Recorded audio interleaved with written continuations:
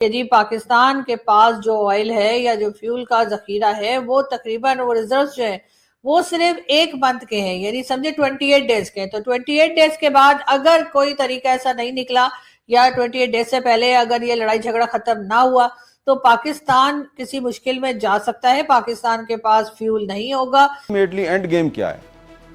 End game ये है कि मुसलमानों का त्या पांचा करने के बाद अगर ये कामयाब हो जाते हैं साजिश में, ईरान के बाद ये बारी बारी बाकी मुसलमान ममालिक की तरफ इन्होंने अमेरिका से और यूरोप से मुसलमानों को निकालना है। ये देखिए ईरान पर गिराए गए 1,000 किलो के बम। ये इस वक्त की बड़ी खबर 1000 फैब 1000 दिखाइए जरा ब्रेकिंग और शॉट।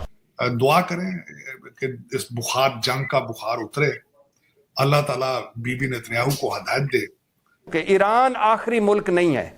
जैसे यमन, लबनान के बाद इराक, फिर लीबिया, फिर शाम, अब ईरान, ये बात आगे बढ़ेगी। अभी तुर्की की बातें हो रही हैं, अभी वाहिद इस्लामी मुल्कों की एटमी कुव्वत पाकिस्तान की बातें हो रही हैं। पाकिस्तान इस वक्त मसला नहीं है, मगर आगे जाके बनेगा ना, जब इजराइल और इंडिया जोर डालेंगे और दबाव डालेंगे तो बिल्कुल बनेगा पाकिस्तान के साथ। यहाँ तो फौज ने कल दावा किया अफगानिस्तान में रजीम चेंज करने अब जा रहे, वहां ये सुप्रीम लीडर हैबतुल्लाह को उड़ाने जा रहे फौज में। मंसूबा क्या है? देखिए पॉल विलियम्स ने अभी RT न्यूज पर बैठ के पूरे इंटरव्यू में बताया कि हमने किस तरह पाकिस्तान में ईरान के जरिए ये तबाह करके ईरान को फिर दाइश वहां डालनी है, जो हमने इराक में किया, शाम में किया, लेबनान में, लिबिया में, अब वो काम हम ईरान में करेंगे और यहाँ से मसल्ला जथे पाकिस्तान जाके हमारा काम करेंगे। ख्याल है कि ये इस किस्म की चीजें एक पूरा एक माहौल बनाया जा रहा है और पाकिस्तान के ऊपर अब दबाव आएगा ईरान के बाद, इसमें कोई शक ही नहीं है।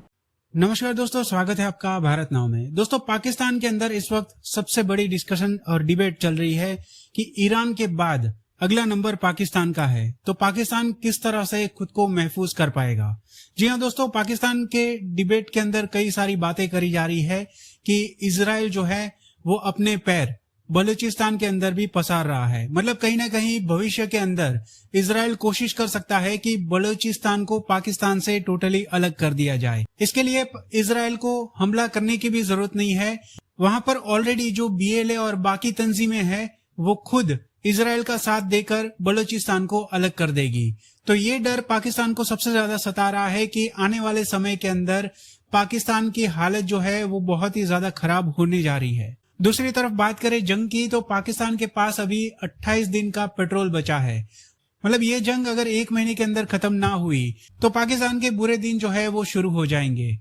हालत पहले से खराब है पाकिस्तान की, और भी ज्यादा बदतर होने के चांसेस बढ़ जाएंगे।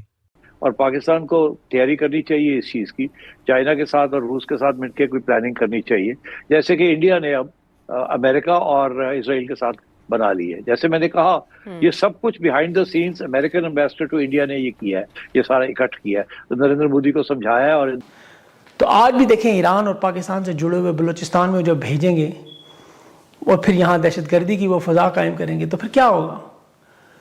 वो कह रहे हैं अब हमें पाकिस्तान से डायरेक्ट लड़ाई की जरूरत नहीं है। इसराइल के अकाउंट्स क्या लिख रहे हैं आप जरा सोशल मीडिया चेक करो, कह रहे हैं पाकिस्तान, कुवैत, अरब अमारात, सऊदी अरब और कतर आज हमारे साथ ईरान के हमलों में मिल जाए तो ये हमारे लिए लॉटरी है 2026 की। पाकिस्तान के टीवी चैनल्स पे आज सुबह से जो बातें की जा रही थी या जो न्यूज चल रही थी वो ये भी थी कि PM मोदी इजराइल के विजिट पे गए और PM मोदी इजराइल के विजिट पे जो नेतन्याहू से झप्पियां उपियां डालकर आए हैं, तो कहीं ऐसा तो नहीं कि भारत अपने एयर स्पेस या किसी तरह की कोई मदद जो है वो इजराइल की कर रहा हो कि वहां से अटैक किया जा सके ईरान पर, या कोई इस तरह की बात जो है ये बार बार पाकिस्तान के टीवी चैनल्स पर ये खबर चल रही है। कहां तक सही है खैर ये तो आने वाला वक्त ही बताएगा, लेकिन बहरहाल इस किस्म की न्यूज भी चल रही है। और दूसरी तरफ पाकिस्तान को अगर हम लें तो पाकिस्तान में इस तरह की न्यूज है कि जी पाकिस्तान को लेकर कई जगह पर यह बात की जा रही है कि ऐसा ना हो कि अमेरिका को पाकिस्तान जो है, अमेरिका को खुश करने के चक्कर में पाकिस्तान जो है वो एयर स्पेस दे दे, जैसे कि पहले भी दिया गया था जिस वक्त के पाक अफगान या कह लीजिए अमेरिका अफगान वॉर चल रही थी और हम खामाखाही में उसका हिस्सा बन गए थे।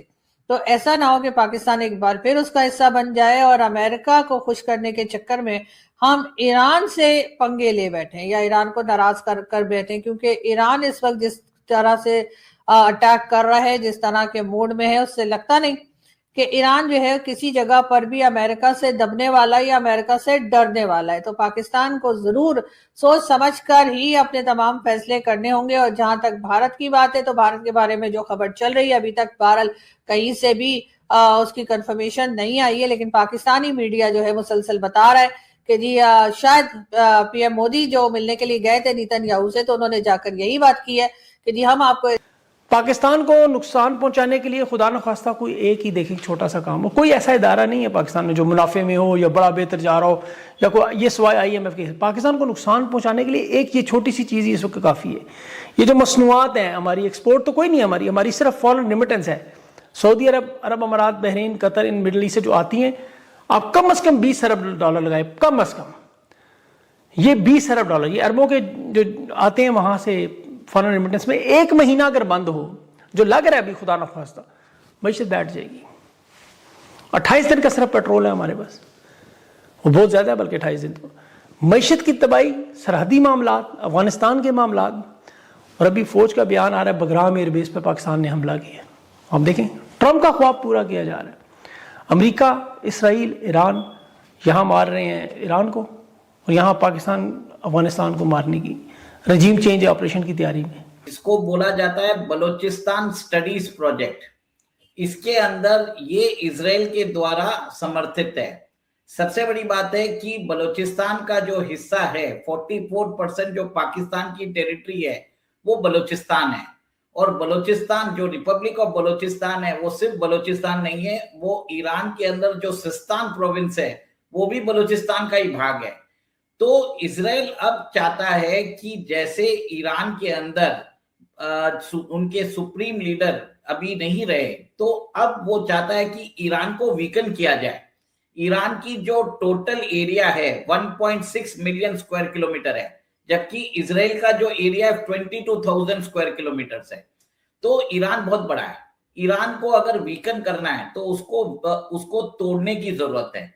इसके लिए इजराइल अपनी जियो स्ट्रेटेजिक इंपॉर्टेंस के हिसाब से ईरान को वीकन करने के लिए वो सिस्तान प्रोविंस के जो बलूचिस्तान फ्रीडम फाइटर्स है उनको सपोर्ट करने वाला है, ताकि सिस्तान जो है ईरान से अलग होके बलूचिस्तान के साथ मिल जाए और बलूचिस्तान पाकिस्तान से टूटकर एक अलग नेशन बन जाए जिसको रिपब्लिक ऑफ बलूचिस्तान बोला जाएगा। ये एक तरह से इजराइल का एक तरह से मास्टर स्ट्रोक होने वाला है, जिसके कारण वो अपने दोनों एडवर्सरीज ईरान और पाकिस्तान को चेक में रख सकता है। एक तरह से मास्टर स्ट्रोक होने वाला है जिसके कारण वो अपने दोनों एडवर्सरीज ईरान और पाकिस्तान को चेक में रख सकता है।